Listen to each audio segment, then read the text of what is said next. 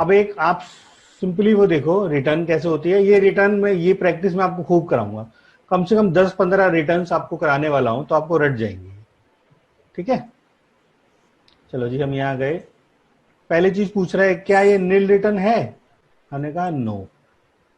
दूसरा पढ़ो, have you made any supply of goods, yes. Have you made any interstate, have you made any interstate supply to unregistered, no. Do you have any claim और reversal of input tax credit purchase, बताओ जी है हमें, हमने ITC लिया है?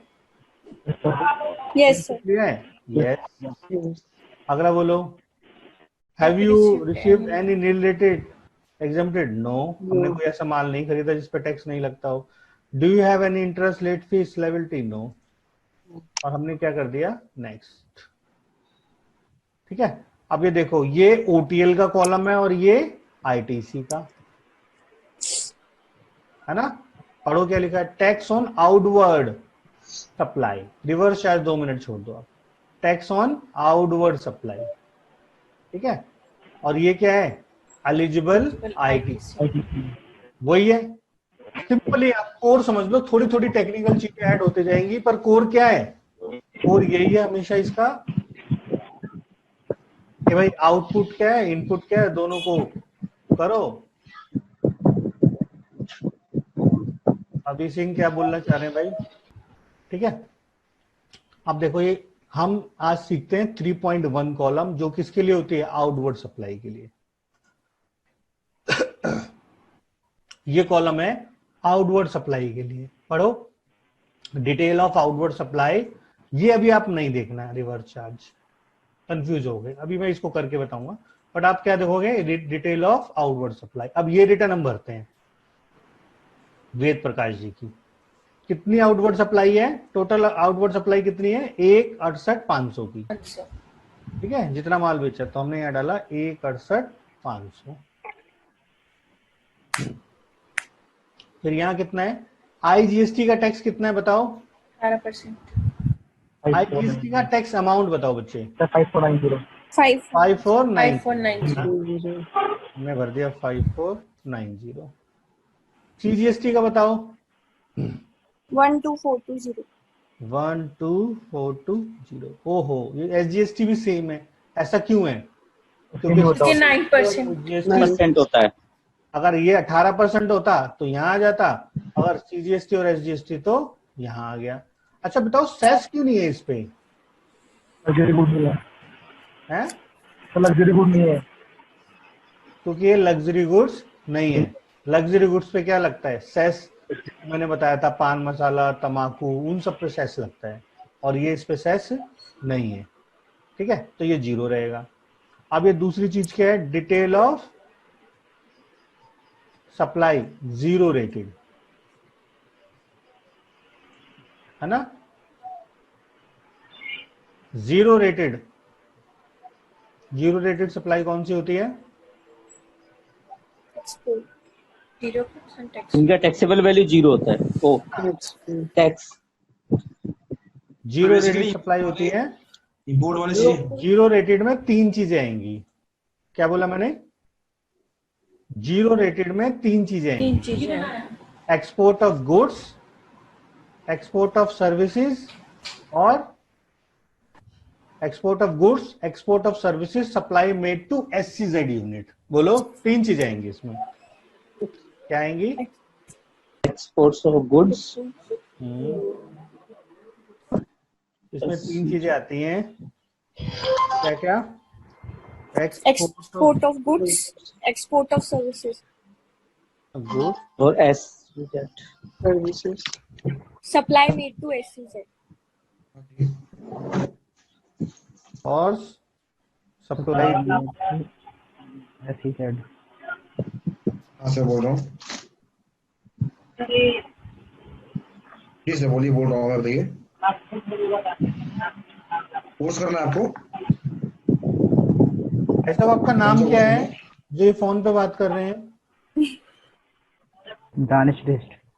Sir export of तो goods का ज्वाइन मतलब करना है, अपना कैसे जो करना स्टेट बताइए, के इमरजेंसी बाहर क्या से चाहिए करते आपको? हैं। थर्ड यूनिट का मतलब क्या है? आपको क्या चाहिए, हेलो इमरजेंसी क्या चाहिए आपको? Third point, supply to third unit का मतलब। सर, एक्सपोर्ट ऑफ गुड्स का सर आप मतलब खुद ही अपना कर लो, इंडिया बताइए से बाहर माल सेल या परचेज ये करना। पहले मेरे को ये बताओ, ये बात कौन कर रहा है? ये बार बार इतना उनको 2 बार मैं बोल चुका हूँ, इतनी वो पूरी क्लास को डिस्टर्ब कर रहे हैं। नहीं करना तो जाओ, फोन में बात म्यूट करके नहीं कर सकते, इतनी अकल नहीं है। हेलो हेलो, सर, मैं ये डिस्कस कर रहा था अपना एक्सपोर्ट ऑफ गुड्स का मीन्स है अपना कि अपना इंडिया से बाहर माल सेल करना कोई है भी पर। चीज, कोई इंडिया से बाहर जाएगा तो एक्सपोर्ट, वो एक्सपोर्ट ऑफ गुड्स बोलेंगे। सर्विस बाहर जाएगी तो सर्विस बोलेंगे। और जी एससीजेड होता है स्पेशल इकोनॉमिक जोन, जो इंडिया में डेवलप किए गए हैं ताकि एक्सपोर्ट को बढ़ावा दिया जाए। 2 तरह से होते हैं, एक तो एक्सपोर्ट ओरिएंटेड यूनिट होती है, एक एससीजेड होता है। इस एससीजेड को बेसिकली हम ना बढ़ावा देने के लिए, और इसको मानते हैं कि एक टापू है जो इंडिया में है ही नहीं, ठीक है। और यहाँ बहुत सारे एससीजेड हैं, और इस एससीजेड में क्या मिलती है, एक ना एक सेक्शन है इनकम टैक्स का, एटीआई, ठीक है, वो लग जाता है। कहां लग जाता है? एससीजेड में। क्या लग जाता है? एटीआई। और इसका मतलब होता है टैक्स हॉलीडेज, मतलब होता है टैक्स हॉलीडेज।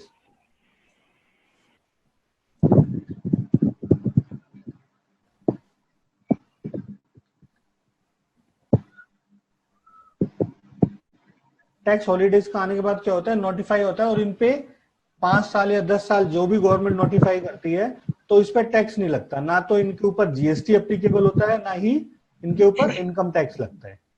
तो क्या हो जाता है, इनके प्रोडक्ट सस्ते हो जाते हैं, और इनको बेसिकली इनको बढ़ावा चिन्ह मतलब बाहर एक्सपोर्ट के लिए ही लगाया जाता है, क्या कि हमारा माल सस्ता रहे, इनको टैक्स हॉलीडेज पे लाके। और गवर्नमेंट का दूसरा रीजन ये होता है कि वो पर्टिकुलर एरिया को बढ़ावा देना चाहते हैं,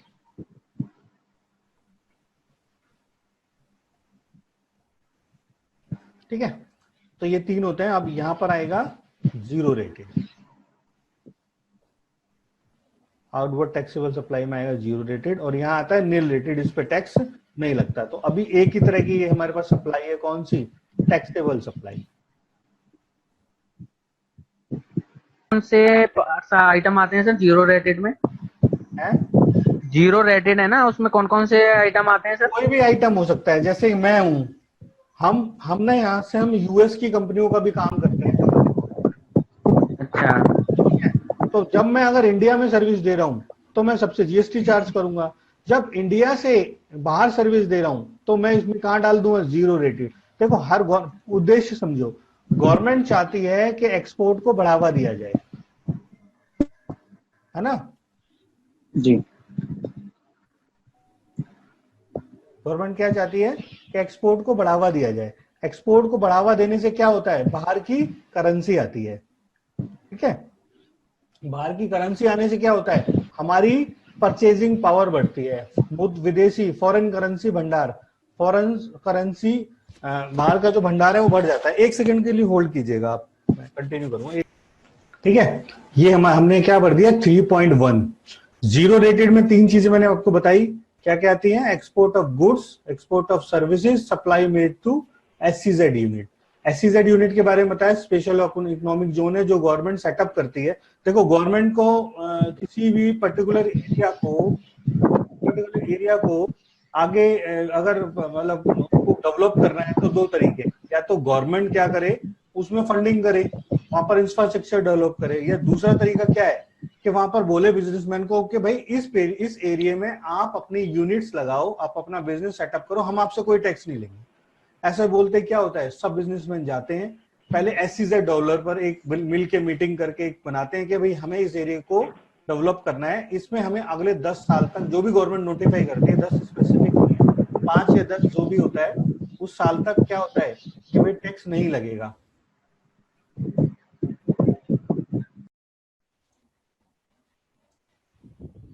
दस साल तक क्या हो जाता है, उस पर टैक्स नहीं लगता, तो उस डेवलप करती है। अब यहाँ तो गवर्नमेंट के पास तरीका है कि भाई रोड, बिजली, पानी, सड़क कराए। अब पता है गवर्नमेंट कितना स्लो काम करती है, तो वो क्या करती है, जिस एरिया को डेवलप करना होता है वो एससीजेड बना देते हैं। जैसे झज्जर है, वो एससीजेड है। एससीजेड बनाने के बाद क्या होता है, बिजनेसमैन जाते हैं वहां अपना सेटअप लगाते हैं। सेटअप लगाने के बाद क्या करते हैं, वहां अपने आप ही बिजनेस को डेवलप होना शुरू हो जाता है। क्यों? क्योंकि उनका प्रोडक्ट सस्ता हो जाता है और वो वहां से एक्सपोर्ट भी करते हैं। तो इसलिए गवर्नमेंट क्या ऑप्शन देती है उनको कि SEZ में आप जमीन ले लो और उनको अलॉट कर देती है। ठीक है, तो 3 चीजें बताई मैंने, यहां आपको 3 चीजें डालनी है। सिंपल देखो, outward taxable supply other than zero rated और नील रेटेड कहां आएंगी? यहां जो हमने डाल दी है अभी, है ना।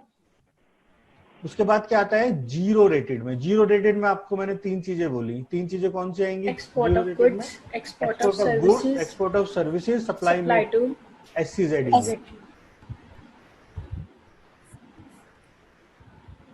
सर एक एग्जांपल और दे दीजिए सर जीरो रेटेड का। हेलो। जीरो रेटेड का यस सर। देखो, जैसे हमें बताया ना हम यहाँ से अकाउंटिंग एंड टैक्सेशन का काम करते हैं, तो यूएस का हो गया, यूके हो गया, वहां की भी अकाउंटिंग हम यहीं बैठ के करते हैं। ठीक है, एक तो हम जो जैसे अंशल बिल्डवेल है, अंशल एक कंपनी है जो बिल्डिंग बनाती है, रेजिडेंशियल हाउसिंग सोसाइटी बनाती है अंशल, उनके ऑडिटर हैं हम, उनकी ऑडिट है हमारे पास। तो हमने उनको सर्विस दी अकाउंटिंग की, तो हमने लेट सपोज 1 लाख रुपए का बिल दिया, उसमें 18% जीएसटी लगा के 1,18,000 को उनको दे दिया, वो भी अकाउंटिंग सर्विस है, उनको हमने दे दिया, उन्होंने 1,18,000 रुपए हमें पे कर दिया। दूसरी तरफ हम क्या करते हैं, हम यही सर्विस विदेश में दे रहे हैं। यूएस ने हमें यूएस के किसी क्लाइंट ने हमें हायर करा, जैसे डेनिल है, एक क्लाइंट है डेनिल, उसकी एक कंपनी है, वो हम यहाँ से ऑपरेट करते हैं, तो वो हमें डाटा भेज देता है। हम एक सॉफ्टवेयर है क्विक बुक, आपने नाम सुना है क्विक बुक का? Yes sir. हाँ, तो क्विक बुक पे हम काम करते हैं, वही जैसे टैली होता है ना अकाउंटिंग के लिए, वैसे बहुत सारे मार्केट में सॉफ्टवेयर हैं, पर इंटरनेशनल लेवल पे बात करें तो हमारा क्विक बुक बहुत चलता है। ठीक है, क्विक बुक बहुत चलता है, तो क्विक बुक की बड़ी डिमांड है। ऐसे टैली अपने इंडिया में टैली बिजी हो गया, हाँ बिजी भी चलता है, टैली भी चलता है, मार्क भी है, बट इंटरनेशनल लेवल पे आप देखेंगे कि तो क्विक बुक बहुत चलता है, जीरो भी है, बहुत सारे सॉफ्टवेयर हैं। तो उसने हमें काम दिया, हमने वो काम करके उसको दे दिया। तो गवर्नमेंट ने क्या बोला? गवर्नमेंट क्या चाहती है? एक्सपोर्ट बढ़े, इंपोर्ट। हर गवर्नमेंट क्या चाहती है कि इंपोर्ट घटे और एक्सपोर्ट बढ़े। ऐसा क्यों चाहती है बताओ? कि इंपोर्ट करने से हमें गवर्नमेंट को क्या क्या नुकसान होता है, सोचो, बोलो। एक तो सर फॉरेन करेंसी बाहर जाती, वो मतलब करेंसी हमारी बाहर जाती है। एक तो हमारी करेंसी बाहर जा रही है। आपका क्या नाम है? सर अमन अग्रवाल। अच्छा, एक तो करेंसी बाहर जा रही है, ठीक है ना। हाँ। दूसरा क्या है, और क्या हो रहा है? और सर हमारी कंट्री का मतलब जो सामान है, प्रोडक्ट्स है, वो कम बिकेंगे, उनके कम ज्यादा बिकेंगे। हमारी डोमेस्टिक मैन्युफैक्चर को इफेक्ट कर रहे हैं ये। डोमेस्टिक मैन्युफैक्चर मतलब हमारी जीडीपी को इफेक्ट कर रहे हैं। जीडीपी में 2 चीजें काउंट होती है, आपकी market value of product and services, जो हम मार्केट में बना रहे हैं। तो अगर जो माल अगर इंडिया में बनता, लेट सपोज जैसे ये मोबाइल है, अगर ये इंडिया में बनता तो क्या होता? इंडियन मार्केट में काम मिलता, रोजगार मिलता, इंडियन मार्केट का रॉ मटेरियल यूज होता, है ना, और हमारा इंडिया का पैसा इंडिया में रहता। अब हमने इंपोर्ट किया तो क्या हुआ? हमारी डोमेस्टिक मार्केट हिल गई। इसीलिए क्या है, गवर्नमेंट क्या लगाती है? Custom duty. क्या लगाती है? कस्टम ड्यूटी लगाती है। और एक और चीज होती है, आपको बताऊं, सीवीडी। क्या बोला मैंने? सीवीडी का मतलब होता है बच्चों काउंटर वेलिंग ड्यूटी। क्या होता है? काउंटर वेलिंग ड्यूटी क्या होता है? जैसे चाइना क्या करते हैं, जो बाहर की कंट्री स्पेशली चाइना क्या करते हैं कि जैसे मोबाइल है, मेरे पास ये जैसे मोबाइल है A9, ये मोबाइल वो क्या करेंगे, इंडिया में चाहे इसकी जो प्रोडक्शन कॉस्ट है ना 100 रुपए आ रही है, वो इंडिया में इसको 105 रुपए का बेच देंगे, चाहे उनको घाटा हो रहा हो फिर भी बेचेंगे, है ना। तो किस लिए? कि वो इस मार्केट को कैप्चर कर लें। इसलिए ये भी एक तरीका होता है किसी की इकोनॉमी को डिस्ट्रॉय करना। तो हम क्या करते हैं, हम देखते हैं कि ये प्रोडक्ट चाइना में कितने का बिक रहा है। हम देखते हैं कि चाइना में ये 150 रुपए का बिक रहा है और ये इंडिया में 105 का बिक रहा है। तो हम क्या करते हैं हम ड्यूटी लगाते हैं इसमें, कस्टम ड्यूटी, मान लो 20 रुपए, और इसको कितने का कर देते हैं? 125 रुपए का। फिर हम क्या करते हैं, 25 रुपए हम लगा देते हैं काउंटर वेलिंग ड्यूटी। काउंटर वेलिंग ड्यूटी मतलब कि अगर ये प्रोडक्ट इंडिया में बना होता तो इस पे कितने टैक्स लगते, वो सारा जोड़ के हम काउंटर वेलिंग ड्यूटी लगा देते हैं। ठीक है, इंडिया मैन्युफैक्चर। और क्या करते हैं ये, और एक और ड्यूटी होती है एमपी डंपिंग ड्यूटी।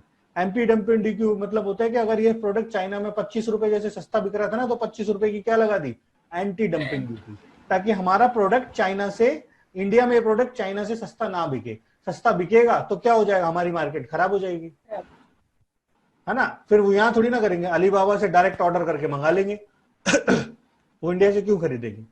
तो इंडिया गवर्नमेंट को अपनी इकोनॉमी में तो सेव करना है, ठीक है। तो ये हमने डाल दिया। अभी इसमें जीरो रेटेड कुछ भी नहीं है। जीरो रेटेड में 3 चीजें कौन कौन सी हैं, export of good, export of services, export of service, Export of goods. SCZ unit. Nil rated में क्या है, जिसपे टैक्स नहीं लगता।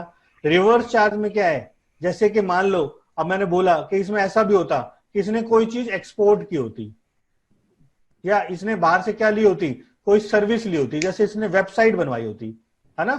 तो अगर ये बाहर से इसने वेबसाइट बनवाई होती तो टैक्स इसके ऊपर लग जाता, क्योंकि क्या है, बनवाने वाला ये है, बायर कौन है, ये है। तो इसमें 5,000 रुपये डालता और 180 रुपये यहां लिख देता। 5,000 रुपये कितने हो जाते हैं,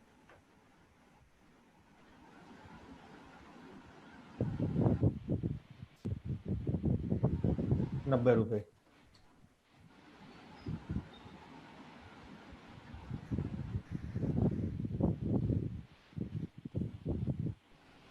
ठीक है।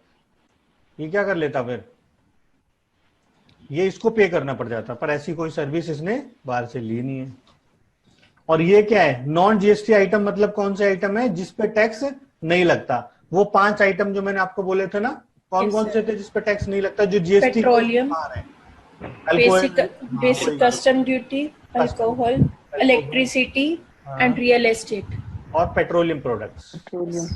ये 5 की एंट्री यहां आ जाती है, ठीक है। ये हमारा कौन सा कॉलम है, 3.1, 1। ठीक है जी। ये हो गया, कंफर्म कर दिया हमने,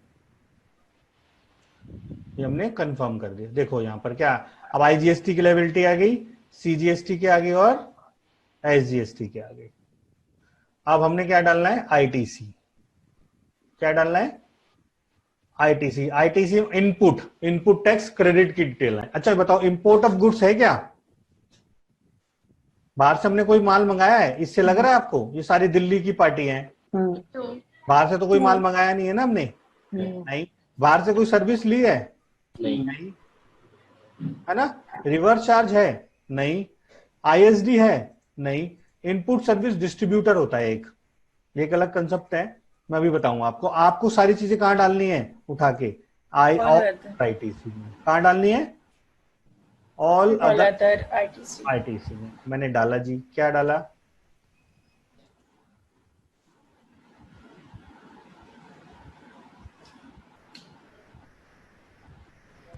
जीरो।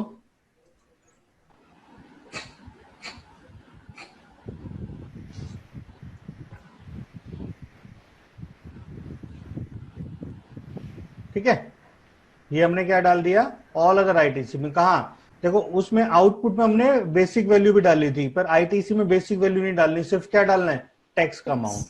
टैक्स का अमाउंट क्या था, देखो 1350 और 1350, ये आ गया।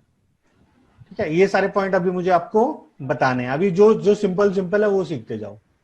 इसको हमने कर दिया कंफर्म। नेट इफेक्ट वही आएगा, देखो ये सिर्फ डालने के तरीके हैं। इन सबको ऐड करो और इसको माइनस कर दो। हमने क्या करा, अब ये डालने के बाद क्या कर दिया, डाटा सेव कर दिया।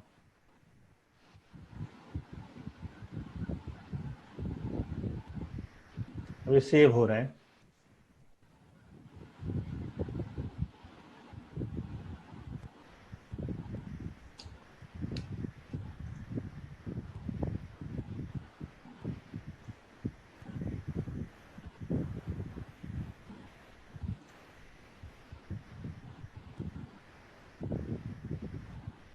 ठीक है, ये सक्सेसफुल आ गया।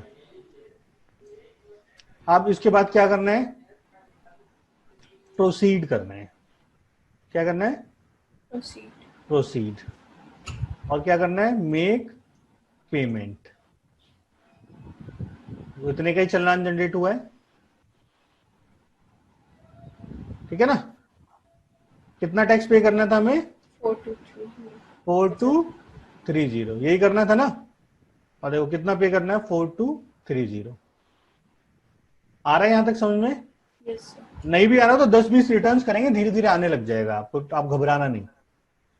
हमने क्या करा, सिंपली डैशबोर्ड में गए,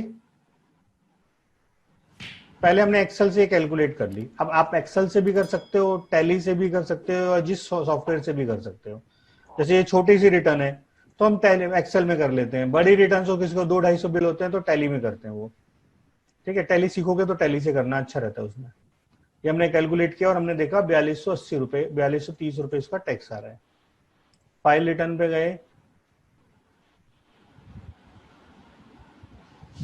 मार्च के महीने में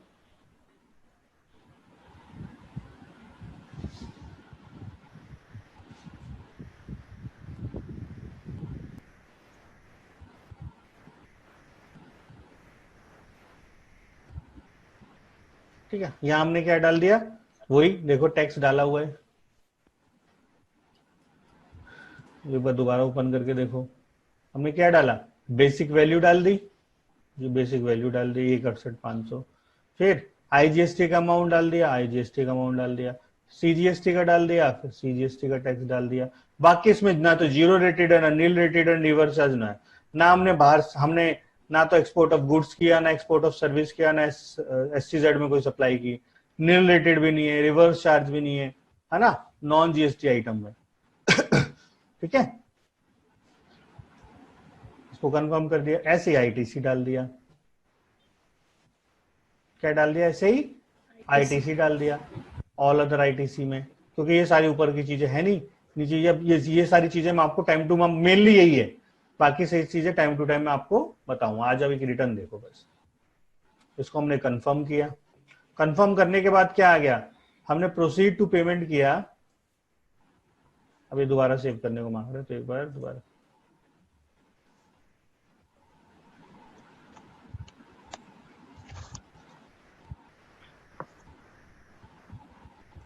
कंफर्म।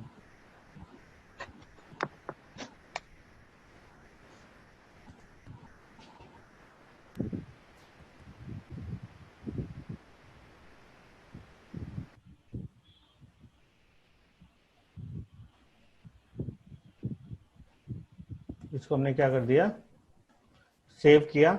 सेव जब तक सक्सेसफुली लिख के आएगा तभी प्रोसीड होगा। ये प्रोसीड लिख के आ गया।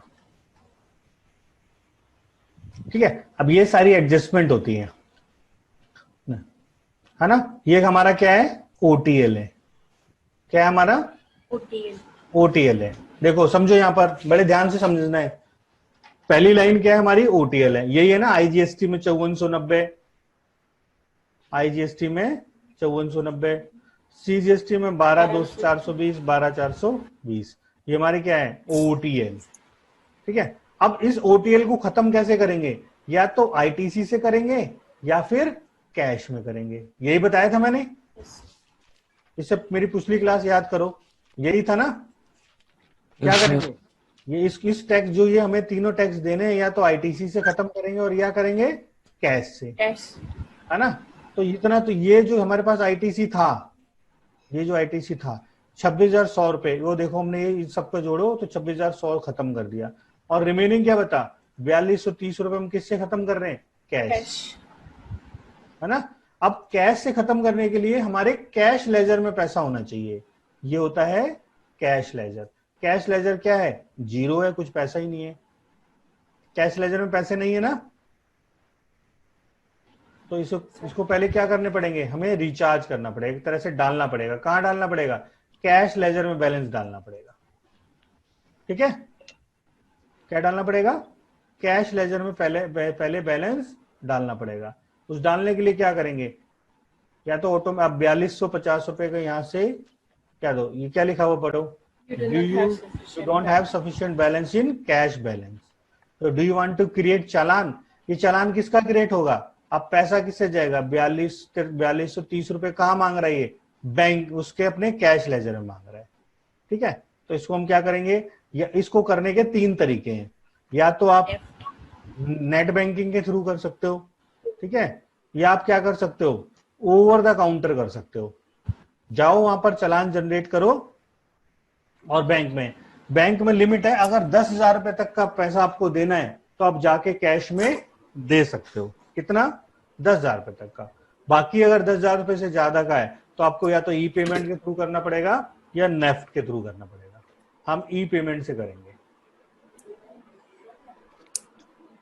ठीक है। जो भी आपकी बैंक हो उस बैंक के थ्रू कर सकते हो। मैं 2 मिनट के लिए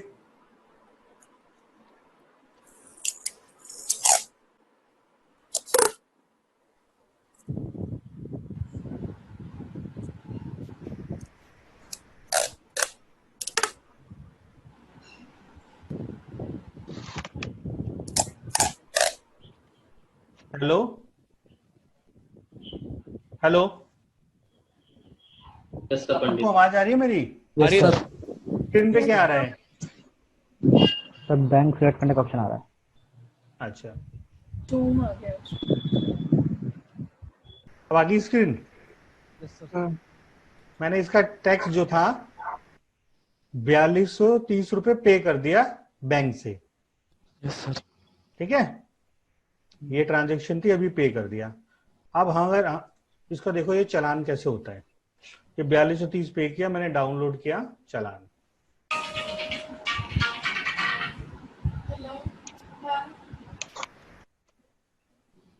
सर जो अमाउंट है आईजीएसटी में क्यों आया है? टैक्स का अमाउंट है वो एडजस्टमेंट है, इसके बाद वही पढ़ा रहा हूं मैं आपको कि आपस में एडजस्ट कैसे होता है। ठीक है, डोंट वरी, 2 मिनट की और बात है। ये हमारा क्या है, देखो, goods and service receipt, payment receive. मैंने कितना 4230 रुपए ट्रांसफर किया। कहां ट्रांसफर किया? किसमें? कैश लेजर में। किसमें किया हमने? कैश लेजर में ट्रांसफर किया। ठीक है, ये चालान जनरेट होता है जब भी आप पेमेंट करते हैं। एक होता है CIN नंबर। क्या होता है? CIN number, common identification number. क्या बोलते हैं इसे? Common identification number. हेलो, आप सबको आवाज आ रही है मेरी? Yes sir. हाँ, कॉमन आइडेंटिफिकेशन नंबर होती है, बैंक के थ्रू पे हो जाता है। इसका GST नंबर है, ये पे हो गया। नेम है वेद प्रकाश, ये मोबाइल नंबर है। ठीक है ना, तो कितना हमने पे किया। अब हमने क्या करा है, बेसिकली हमने इसको दोबारा डाउनलोड करके वहां सेव कर देता हूं। आप चालान भी देख लेना ना फिर, है ना, मैं शेयर कर दूंगा आपको ये।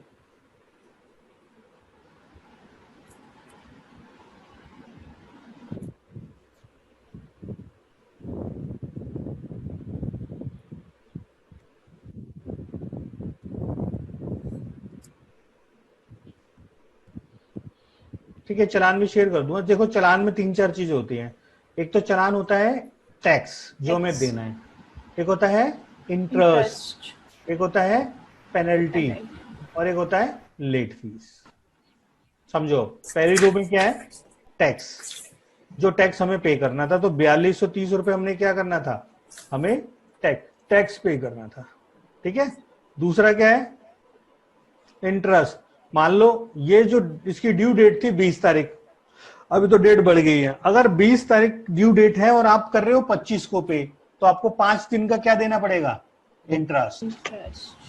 क्या देना पड़ेगा? इंटरेस्ट। ठीक है, और अगर आप रिटर्न लेट फाइल कर रहे हो 5 दिन, तो मैंने क्या बताया था, डाटा वाली रिटर्न अगर 5 दिन लेट होगी तो कितनी लेट फीस लगेगी? बताओ। 20 पर डे। नहीं, 50 रुपीज डाटा वाली 50 लगेगी ना। तो यहाँ 50 यहाँ पर ये जो रिटर्न लेट करोगे वो लेट फीस कहाँ आएगी? फीस में। और जो आप अमाउंट लेट फाइल करोगे, डेट डिपॉजिट करोगे, वो कहाँ आएगा? इंटरेस्ट में। और पेनल्टी लगती है जब आप कोई रूल तोड़ते हो, जैसे कि बिना ई वे बिल के लिए माल लेके जा रहे हो आप, तो पेनल्टी लग जाएगी, है ना। गवर्नमेंट ने बोला कि भाई ये सारे डॉक्यूमेंट आपकी प्रेमिसेस पे होने चाहिए। जैसे गवर्नमेंट बोलती है कि जो भी आप GST नंबर ले लोगे तो एक बोर्ड बनाओगे, उसमें अपनी कंपनी का नाम, अपना GST नंबर, ये सारा अपने गेट पे लगाओगे। सर अपना ई-वे बिल कितने अमाउंट में डिपॉजिट हो रहा है सर, कम से कम बिल अमाउंट? 50,000 पे। दिल्ली से दिल्ली में 1 लाख, इंट्रा स्टेट पे 1 लाख है, और इंटर स्टेट पे 50,000। हर स्टेट की अलग लिमिट है, पर इंटर स्टेट के लिए एक कॉमन लिमिट है 50,000। बिना ई वे बिल अगर 50,000 का माल जा रहा है तो पकड़ा गया तो जितना टैक्स होगा उस पे उतनी ही उसकी पेनल्टी लग जाएगी। और 50 से कम होगा सर तो ये बिल की जरूरत नहीं है सर। नहीं है, फिर ये बिल की जरूरत नहीं है। ठीक है। ठीक है, हाँ, तो ये एक चालान है। अगर टैक्स लेट जमा करोगे तो 4230 रुपए। इंटरेस्ट अगर 5 दिन लेट किया तो इंटरेस्ट दोगे, पेनल्टी गवर्नमेंट इम्पोज करती है, आपने कोई सेक्शन थोड़ा, और रिटर्न लेट फाइल करोगे तो फीस लगी, और अदर के लिए अदर है। ये सारा हमारा क्या हो गया, गवर्नमेंट के पास जाता है ये चालान। अब इससे हुआ क्या, इससे टैक्स पे नहीं हुआ है। अभी हमने क्या किया है, हमने टैक्स पे नहीं किया है, हमने क्या किया, हमने अपने कैश लेजर को बढ़ा लिया। कितने से, 4230 रुपए से। क्या बढ़ाया हमने, पहले हमने क्या करा, हमने क्या किया है, कैश लेजर को बढ़ा लिया है। पहले कैश लेजर 0 था ना, देखो सर ये कैसे आया है? ये ना, ये 4230 रुपए पे करना था हमें, यहां तक पता नहीं है। सर, अभी ये तो ठीक है, अभी कैश लेजर में हमारे पास कुछ भी नहीं था, 0 अमाउंट था जब। ये मैंने पे किया ना बैंक से अभी, ओके, जो मैंने आपको स्टॉप स्क्रीन की थी ना, यस सर। पे किया ना, वो स्क्रीन दे दूंगा तो बहुत सारे पता नहीं 2-4 एक बंदा वो मेरी स्क्रीन को कंट्रोल करने लग गया है। पढ़ाई छोड़ के इन चीजों में दिमाग लगाने लग जाते हैं। तो आपके सामने पे कर दूंगा, पता चले उसमें तो और पैसे गए। मैं वैसे ही यार ये लॉकडाउन में तंगी आ गई है। ठीक है, तो 4230 रुपए मैंने ट्रांसफर किए हैं उस अकाउंट से अपने। ये 4230 यहाँ आ गए। इसका वही तो चालान था, चालान तो जब भी जनरेट होगा ना, जब मैं पे कर दूंगा। ठीक है सर। ये था ना, मैंने चालान के थ्रू ये पे कर दिए। ये देखो अभी पे किए, 12 तारीख है, 11:18 पे मैंने क्या किया, ट्रांसफर कर दिया। किससे, SBI बैंक के, SBI है ना। ये CPI नंबर जनरेट हुआ, कॉमन पोर्टल आइडेंटिफिकेशन नंबर। इससे आप ट्रैक कर सकते हो इसको, है। ये GST नंबर है, ये उसका नाम था, ये हमारा सारी डिटेल डली हुई है। हमने कहाँ डाल दिया, ये पेमेंट डाल दिया। अब मैंने आपको बताया ना, ये पेटीएम के थ्रू होता है। तो कहाँ पैसा पहुंच गया, कैश लेजर में। कहाँ पहुंचा, कैश लेजर में। अब ये था नहीं ना 0, अभी मैंने यहाँ डाल दिया। अब हम दोबारा करते हैं, देखो क्या करते हैं। पहले क्या दिखा रहा था कि आपके कैश लेजर में सफिशिएंट बैलेंस नहीं है, याद है आपको, यही दिखा रहा था ना, उसने पहले किया था। देखो क्या दिखा रहा है ये, देखो क्या लिखा गया है, बोलो। Claim has been done successfully. Kindly file the return. ये बता रहा है कि भाई जो आपका 4230 रुपए शॉर्ट पड़ रहा था, आपने कैश में डाल दिया और वहां से हमने फिर सेट ऑफ कर दिया है। देख क्या बोल रहा है कि आपकी लायबिलिटी सेट ऑफ हो गई है, आप अब रिटर्न फाइल कर सकते हैं। देखो मैंने अब टैक्स पे किया, टैक्स पे होते ही फिर क्या हो गया, 0 हो गया। समझ रहे हो, पहले यहाँ 0 था, तब कितना टैक्स पे करना था, 4230 रुपए। मैंने यहाँ ट्रांसफर किया और सबमिट किया, अब क्या आ गया, ये यहाँ से चला गया। मतलब अब टैक्स हमारा गवर्नमेंट को पे हो चुका है। समझ में आया कि कंफ्यूजन है? सर जो चालान था सर 30 पे करना था, कैश लेजर में शॉर्ट पड़ रहा था, मैंने ट्रांसफर किया और फिर मैंने क्या कर दिया, पे कर दिया। पे जब मैंने ट्रांसफर किया तो इसका मतलब ये नहीं है मैंने चालान ट्रांसफर कर दिया तो पे कर दिया, नहीं, मैंने अपने कैश लेजर में पैसा डाला है। चाहे वो डाल के मैं अगर मैं यहीं छोड़ दूंगा तो ऐसा नहीं है कि गवर्नमेंट को पे हो जाएगा। जब पे हो जाएगा तो कहाँ चला जाएगा, कैश लेजर से कहाँ, अब ये कहाँ चला गया, गवर्नमेंट के पास चला गया। ठीक है सर, चालान से नहीं जाता क्या सर? है, जो चालान से पेमेंट किया था उससे नहीं जाता या सीधा सर गवर्नमेंट के पास? नहीं, चालान आप क्या करते हो, चालान से बैलेंस बढ़ाते हो, कैश लेजर का बैलेंस बढ़ाओगे। वही पेटीएम वाला वो, क्या आपको मोबाइल रिचार्ज करना है तो पहले आप बैंक में डालोगे पेटीएम में, और पेटीएम से फिर रिचार्ज करोगे। तो वही हमने ये डाला, पहले बैंक से हमने कहाँ डाला, कैश लेजर से, और फिर कैश लेजर से टैक्स पे किया। डायरेक्ट टैक्स पे करने का प्रोसेस नहीं है, जो पैसा जाएगा कैश लेजर से जाएगा। ठीक है, अब ये करने के बाद हमने क्या करा, प्रोसीड पढ़ो क्या लिखा हुआ है। अब मैं क्या कर रहा हूं, 3B रिटर्न फाइल कर रहा हूं। फाइल करने के 2 तरीके हैं, देखो साइन करने के 2 तरीके हैं। पढ़ो क्या लिखा है, file 3B with EBC, file 3B with DSC, है ना। 2 तरीके कौन कौन से हैं, फाइल विद EBC और DSC। EBC सिर्फ जिस भी ऑर्गेनाइजेशन में एक बंदा होगा, कोई, क्या बोला मैंने, जिस भी ऑर्गेनाइजेशन में कोई एक बंदा होगा वो अपना ईवीसी से कर सकता है। ईवीसी मतलब होता है इलेक्ट्रॉनिक वेरिफिकेशन कोड। और अगर एक से ज्यादा बंदे हैं तो फिर ये पता चलना चाहिए ना कि किसने रिटर्न साइन की है, तो उसमें क्या लगता है, डिजिटल सिग्नेचर सर्टिफिकेट। समझ गए? जैसे ये प्रोप्राइटर है तो होलसेल यही ओनर है, तो ये ईवीसी से कर देगा। मान लो पार्टनरशिप फॉर्म होती तो 2 पार्टनर हो गए, तो ये कैसे पता चलेगा किस पार्टनर ने साइन किया है ना? तो इसके लिए क्या गवर्नमेंट ने लॉन्च कर दिया, डीएसी, डिजिटल सिग्नेचर सर्टिफिकेट। ये सर्टिफिकेट होता है, इससे साइन हो जाता है। ये क्या है, ईवीसी। अब ईवीसी करते क्या आता है, हमारी मेल पे ओटीपी आएगा। ओटीपी आ जाएगा। वो मैंने पिछली बार दिखाया था ना आपको,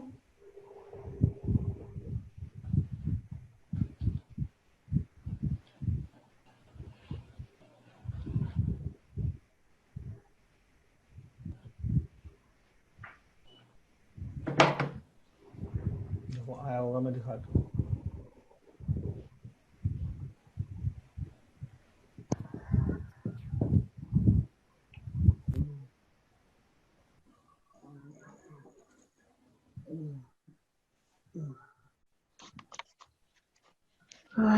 ये आ गया ना, वेद प्रकाश का, है ना?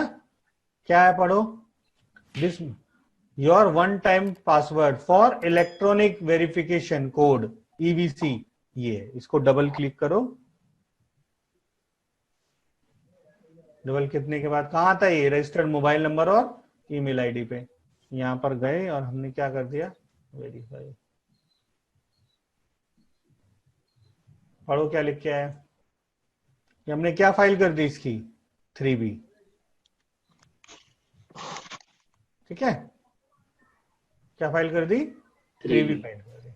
आप 2 चीजें देखते हैं। एक तो जो हमने पेमेंट की वो कहां देख सकते हैं हम, पेमेंट के ऑप्शन में। ये 6 चीजें नोट कर लेना आप, registration, ledger, return, payment, user service और रिफंड। तो हम पेमेंट में गए और हमने क्या डाला, चालान हिस्ट्री।